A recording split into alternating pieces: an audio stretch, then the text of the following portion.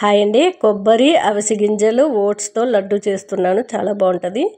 Oats, అవిసె గింజలు మొత్తము సిమ్లో పెట్టి వేపుకోవాలండి. నోట్లో వేస్తే కరకరలు ఆడేటట్టు వేపుకోవాలి. ఒక కప్పు బెల్లం తీసుకున్నాను. దాంట్లో కొద్దిగా వాటర్ వేసి మనము పాకం ఏమీ అవసరం లేదండి, అది కరిగించుకుంటే సరిపోతుంది. మిక్సీ గిన్నెలోని పచ్చి కొబ్బరి ఒక కొబ్బరికాయ తీసుకున్నాను. వెనక తోలంతా కూడా తీసి మిక్సీ పట్టుకున్నాను. అంతేనండి. బెల్లం కరిగాక ఆ మిక్సీ పట్టుకున్న కొబ్బరి అంతా కూడా వేసేసుకొని కొబ్బరిలో ఉన్న తేమ అంతా కూడా మనకి ఇంకిపోయే వరకు ఉంచుకుంటే సరిపోతుంది. గరిటెతో కొబ్బరి బెల్లం కలిపేటప్పుడు కాస్త టైట్గా తిరిగేటప్పుడు బంద్ చేసేసి, మనకప్పుడు అనిపిస్తుంది కొబ్బరి ఉండ చుడితే వచ్చేస్తుంది అని. అలాంటప్పుడు కిందకి దింపేసుకొని అవిసె గింజలు, ఓట్స్ కలిపేసుకొని కొంచెం ఇలాచీ పౌడర్ వేసుకొని చాలా బాగుంటాయండి. హెల్త్కి కూడా చాలా మంచిది. హాయ్ అండి. ఈ గుడి చూసారా?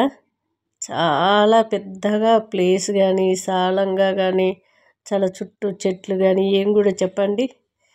ఈ ఊరు పేరంట దేవర పడగల అంట. ఇది వెంకటేశ్వర స్వామి గుడి అండి.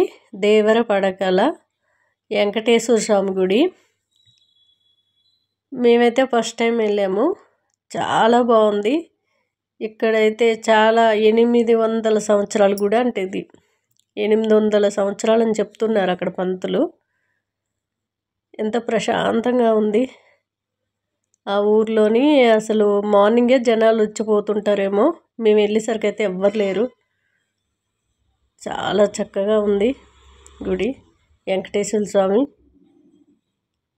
చూశారు కదా, చుట్టూ చెట్లు, ప్లేసు చాలా బాగా నచ్చిందండి. నేను ఫస్ట్ టైం వెళ్ళాను, చాలా బాగుంది. హాయ్ అండి. ఇదంతా కూడా మా ఫ్రెండ్ వాళ్ళ ఇల్లు అండి. వెళ్తే నేను పాదు చూడంగానే వాటర్ మిలన్ అనుకున్నానండి, కానీ వాటర్ మిలన్ అయితే కాదు, గుమ్మడికాయలంట. చూసారు కదా ఎలా ఉన్నాయో, సేమ్ వాటర్ మిలనే, అసలు అట్లానే ఉన్నాయి. ఆమె గుమ్మడికాయలు అని చెప్పింది. ఇంక ఇదంతా కూడా వీడియో అయితే తీసుకున్నాను.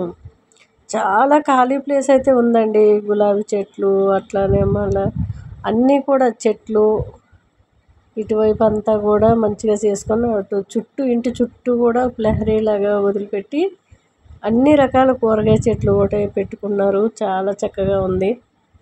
చూడడానికైతే చాలా బాగుందండి. బాదం చెట్టు అండి ఇది. ఇక కూరగాయ చెట్లు వేశారు, ఇంకా రాలేదు కూరగాయలు.